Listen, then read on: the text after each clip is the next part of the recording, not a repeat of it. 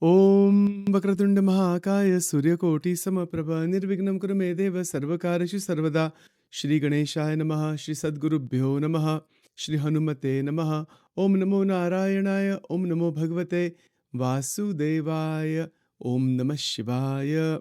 Welcome to Nitya Satsang. Today is the 12th of February 2025. I want to offer my prostrations to all the great sages and to Paramatma residing in the heart of every being. We are continuing our study and exploration of Shri Mandukya Upanishad, verse number 1, and we are examining its structure of the Upanishad, the various words in the Upanishad, and specifically we have been looking at this extraordinary word that is Aksharam, Aksharam Etat. Akshara is described quite a bit in the Upanishad as the imperishable, infinite consciousness that is unending, indestructible.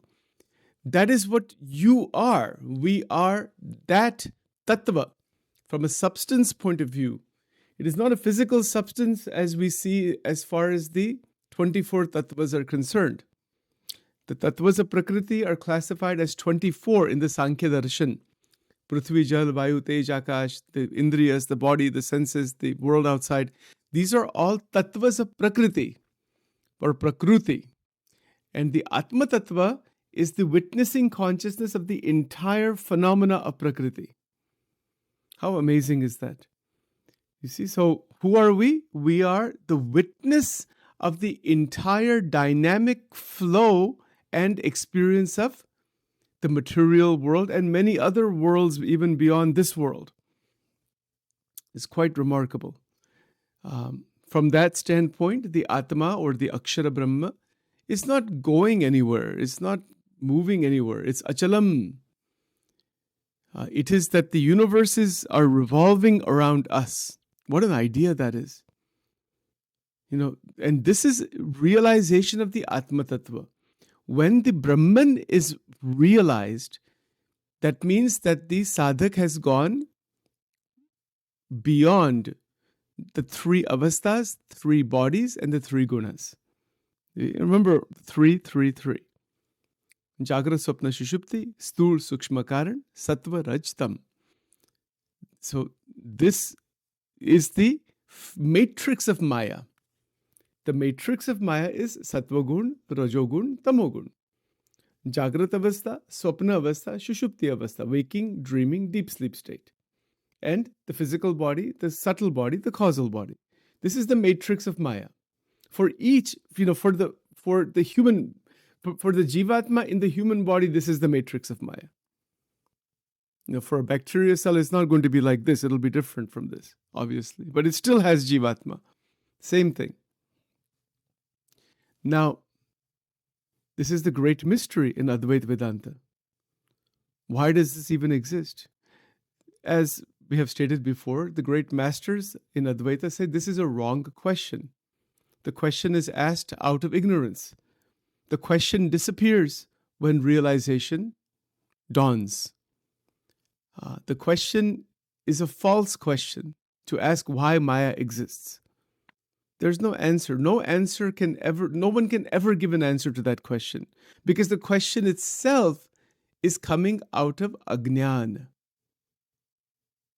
You see, it's very interesting. It's like saying, why does a pot exist? Well, there's nothing like a pot. There's only clay. Okay, that's the pot and clay analogy.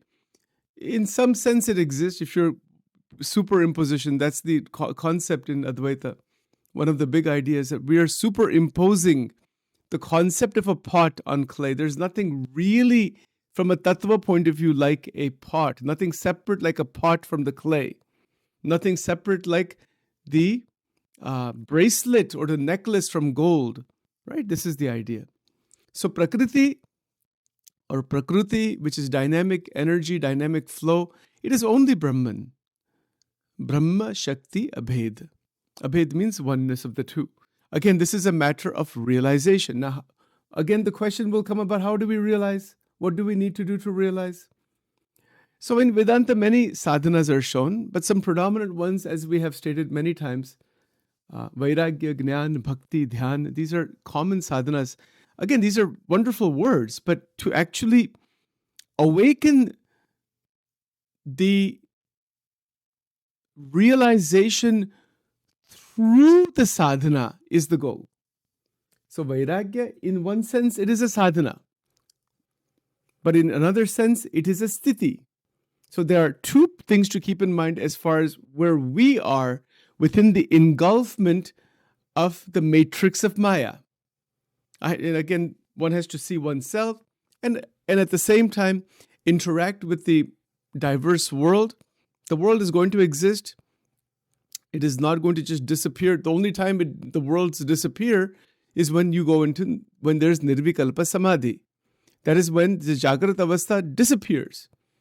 The body lies flat like a stone, like a wood, body becomes like wood. It is alive. It can be alive for a long time. Breathing is very shallow.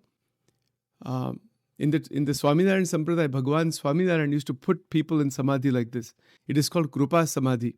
There's a lot of description of it. Hundreds and hundreds of thousands of people used to go into samadhi. They used to stack on top of each other, in fact. They were to fall on top of each other.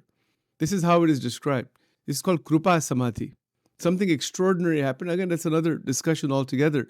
But in that samadhi, you are no longer in this sansar.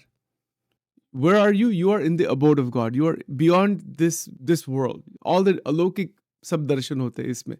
Isko Krupa Samadhi kehte, which happens if a great sage or Bhagavan himself does that for some reason. But mostly it doesn't happen like that. It just happened for a certain period of time in the life of Maharaj at that time. Because he kept the body for 49 years. And there was a time period for like some 1 or 2 years or something like that where this type of samadhi was going on. Again, it's a very long and complicated exposition. We'll cover that in some other forum. But that is called Krupa Samadhi. Yogis strive for this. Yogis strive for Nirvikalpa Samadhi. They want out of the sansar. That's called Yog Samadhi. So you're sitting and dhyan lag jata hai. Bhagwan mein dhyan, ekagrata lag jati hai, and you're just completely lost in God. So it is possible. Then the Jagrat Avastha is no longer present even. You're sitting for dhyan or lying down and it's in Avastha hi nikal jati hai. Ye sansari nahi hai. It's not there even. You see, so the Jagrat Avastha is not there. Waking state, dream state is not there. Deep sleep state is not there. So then there is an option that the yogi can just leave the body completely. Nikal gaya, hum gaye, jagat gaya. Aisi baat. It's possible. There are yogis of that type. They don't come back. There's no body left. But if they maintain the body, there are several reasons why the body is maintained. I'm going in a different direction now, but it's okay. Chalega, let's go in that direction for a little while. Why the body is maintained? There are 3 reasons why. Because one reason, and by the way, this discussion is there in Vachanamrut Garada Madhya 31. So Shriji Maharaj has given this answer, which I'm repeating here. Maharaj batate ke why somebody comes out of that samadhi. One reason is because there's still some ichha left, some ichha kuch reh gayi. Even you go into Nirvikalpa Samadhi, still you can be pulled back. The slightest desire for something or other, whatever, object ke liye or some activity we want to do, some ichha is remaining. That is why the yogi comes back into the sansar. That is one possibility. Another possibility is that a greater soul, a greater mukta, a greater being sends that yogi back for some purpose. So that is a little bit more intricate explanation. That is another possibility. And then the third possibility is that Bhagwan ki ichha, Bhagwan wants to keep that body alive for some time for doing seva. so that the enlightened being is accessible to thousands and thousands of people. That's why. Sometimes the yogis or great bhaktas like Ramakrishna Paramahans, they deliberately activate a vasana to keep the body alive. That's another possibility. So Ramakrishna Paramahans did that with the sense of taste. That, when his wife used to do cooking and all that, he would run into the kitchen and all that thing. And people were asking him, why are you running like a foolish person behind all this food and all this thing? He said, if I don't do that, then this body will live only 12 days. You'll be gone. Sharir rehega bhi nahi. Kuch, some anchor has to be there. So the vasanas we have, they keep us here in this sansar. You see, but if the vasanas are completely gone, then the body cannot be maintained also. An example that is given is of, if you have 100% gold completely, like 24 karat or whatever it's called, that it's just all pure gold. There's no other metal inside there. You cannot make any ornament out of that. It will not hold. You have to put a little bit of another metal for the gold to hold a shape. Even if you want to make a necklace or a bracelet, even if it's 24 karat gold, there's still some little bit of some other metal. Otherwise, the gold cannot hold the shape. So similarly, the Brahma Tattva, the Atma Tattva, if it is going to take on a body, it has to have some little bit of Maya mixed inside there. Then it will hold the shape of the body and the avasthas and everything will be available. That it can stay in this sansar. Even though it is liberated, no doubt. But still that little bit of that power of Maya is used there to hold the shape. So Ramakrishna Paramahansa did that. Many Paramahansas in the history of Sanatana Dharma have done, and they're present today also. That they are maintaining this body only because of divine will, or maybe because they have some desire that they want to do something in this world, kuch adhyatmik sadhana karni hai, or they want to propagate something or other. They have some ichha of their own. And those ichhas are not like human being ki jo normal ichha. Aisi nahi ichha nahi hai unki aisi. They may have some desire that, they want to build thousands of temples, or they want to do lots of exposition on scriptures, or they want to propagate the Sanatana Dharma, or they want to do a lot of seva. There's no egocentric desire, but there's still a desire. So God keeps sending them back again and again. Some of them just want to keep coming back. Even some saints who are like expositions of Ramayana, they will say, and Bhagavatam, they will say, we don't want mukti. We want to come back again and again into this world so we can expound and drink the ras of the charitra of Bhagwan Krishna, Bhagwan Ram. We don't want mukti nahi chahiye. Humko ye ras pina hai. Bhagavad Katha ka ras pina hai. Janmo janam. Because if they get mukti, then they cannot come here to do that. I've heard people say this also. Interesting things are there. You see, so it depends on one's natural bhav, one's natural tendency. What is it that one is wanting? You see, so the spiritual dimension, the higher realization is also here. And that is the power of living liberation, open eye meditation, living liberation. It's not something that is not here. Nirvikalpa Samadhi is definitely, it is there. We go into a lot of just unbroken connection with Paramatma.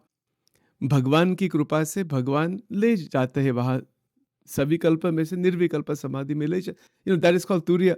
Yes. But then there's coming back into this world. This world that we are living in has a great purpose behind it. The ability to see the world as divine. That is the great teaching of Shaiva Tantra. That is an extraordinary teaching of Kashmiri Shaivism.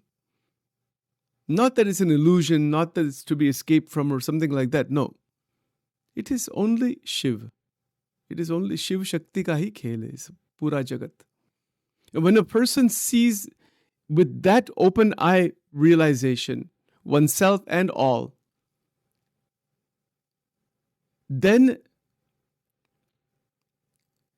the life that one is living is a life of extraordinary appreciation of the Leela of Shiv and Shakti. That is a Leela. That is a play of the divine couple, the divinity. This is non-dual Shaiva Tantra. And in fact, what is non-dual, meaning Advaitik Bhav, is there because you are that Shiv Tattva. So it has that parallel with Advaita Vedanta. So there's Kashmiri Shaivism, which is also called non-dual Shaiva Tantra, and there is Advaita Vedanta. So there is a great, similarity between the two, that the non-dual is the one tattva only. Kashmiri Shaivism doesn't say there are many Jivatma. There's one tattva only, that is Shiv tattva. And then it is Swatantra, it is independent. So it itself folds and contracts into the many. This is non-dual Shaiva Tantra. Advaita Vedanta would say there is one tattva, that is Brahma tattva. And that itself is projecting itself into the many, but it never becomes the many. It is what it is. Same thing the Kashmiri Shaivism will say, that Parama Shiva, that Param Tattva, one Tattva is only one. It always is. But it itself, actually through its own power of Maya, contracts into the expression of many, which is real, not unreal, as the non-dualist would say, as the Advaitins would say. That's the difference in the philosophy. There's nobody wrong or right in that. It's just a matter of realization and perspective. See, let's make it very practical. What is the practical sadhana behind all this discussion? When we are speaking Om Namah Shivaya, Shiv ji ke jo mantra hai, we're speaking in a Dvaita bhav, dualistic bhav. That Bhagwan Kailas mein hai, Maha Kailas mein, wo bhi sab hai, that is also there. Right? But that which is there, we close the distance from the Dvaita sadhana, then it closes the distance into the Advaita sthiti. That tattva is actually me. And that's interesting. We can say, I'm Shiva. Shivoham, Shivoham, Chidananda Rupam, Shivoham, Shivoham. So Shankaracharya ji has given that exposition of the Advaitic state. Shankaracharya ji has also given the stotras of Shankar Bhagwan. So many stotras are written. 80% of his literature is all stotras of the Panch Devata. That is all dualistic worship, but in that dualistic worship, what is the key? It is the turning of the emotion, the purification of bhavana, the giving over of the antakarana to the Supreme. That is how our ahankar transmutes. It is the transmutation of ahankar into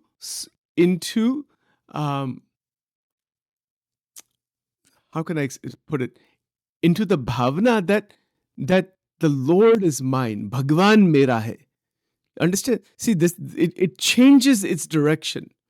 Rather than these three bodies, three gunas, three avasthas are mine, it changes, the ahankar changes. It changes its aham bhav into Bhagwan hi mera hai. Atma hi mera hai. Atma mein hu. I am the Atma.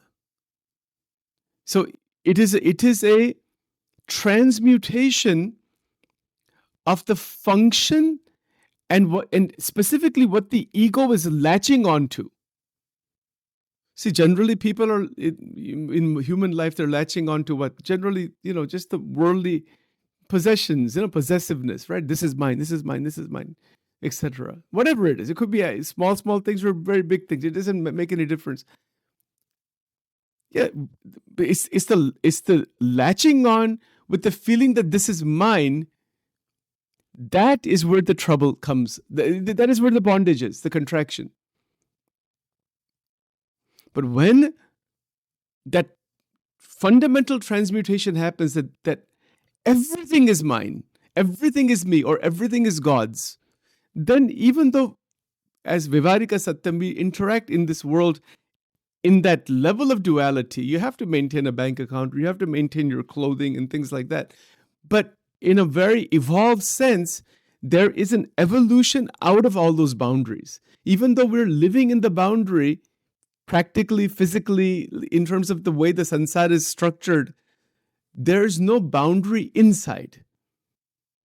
And that destruction of the internal boundary is akshara aksharam. See, right now we're spending all this time looking at that only one word. एक ही शब्द है इसमें सब कुछ आ जाता है, but we want to really look at it carefully. So to come out of the boundary, which is internal, when we say Gnan and Vairagya and Bhakti and Dhyan, these extraordinary qualities, these qualities are what? They are still psychological and mental. They are internal qualities. Vairagya is not something where somebody is just doing lots of fasting and has become like a stick.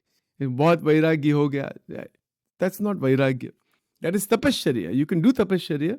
Tapasharya has its power. But simply reducing the body and making it into like a stick and bone, that has some people have done that. But that by itself is not Vairagya. So Buddha did that. Buddha became like bones and skin and all. Then he realized that was the wrong thing to do. He said, then he started eating food again and he found the middle way. Keep everything in the balanced state, the middle way. The Buddha's teaching is exactly that. And then from that middle way, he found that exact internal point where Vairagya and Gnan intersect beautifully so that there is a harmony with the external world, with the body. And then in that absolute harmony, there is the opening of the doorway into Nirvana, into Moksha Nirvana. Brahma Nirvana. Bhagavad Gita says, Brahma Nirvana. How amazing is that? How wonderful is that? If you were to translate this in Vachanamrita terminology, that is called Gnan Samadhi. Different masters have given different types of language and description for the same truth, the same realization. You see, because doing extreme things in spirituality is not an answer. That is not going to produce realization.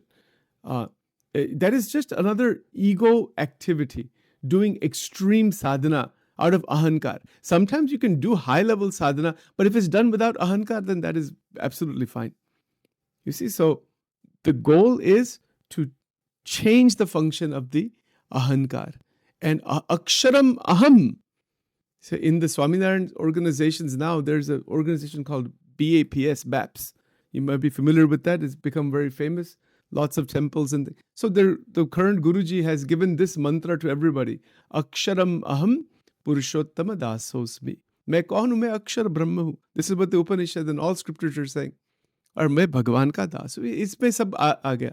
But so that is bhakti is maintained, upasana is maintained, Brahma Gnan is maintained. They both run together. They are married. They are fused together. So Bhagwan ki nischal bhakti or ye jo Brahma Vidya, that it is fused together. Then to live that with that fusion one day at a time, then that is a blessing for oneself, for the family, for everybody, all around. Pura ashirvad milta hai, pura blessing. Anybody begins to live with that fusion. All the confusion disappears with this fusion. Right, so let's stop here for now. Om Dhyanamulam Gurur Murti Mantramulam Gurur Vakyam Pujamulam Gurur Padam Mokshamulam Gurur Kripa Tameva Mata Chapita Tameva Bandhush Sakha Tameva Vidya Dravinam Tameva Sarvam Mama Deva Deva Om Trambakamishamay Sugundim Pushti Vardhanam Urvarkamiva Bandhanan Brittar Vikshimamritata Om Divilingayanama Urdhvalingayanama Anandalingayanama Dvadash Jyotirlingai नमो नमः। ओम श्री उमामहेश्वर स्वामिने नमः। ओम श्री राधा कृष्णाय नमः। ओम दुर्गे दुर्गे रक्षिणी ठः ठः स्वाहा। ओम श्री दुर्गार्पणमस्तु। ओम श्री राधा कृष्णार्पणमस्तु।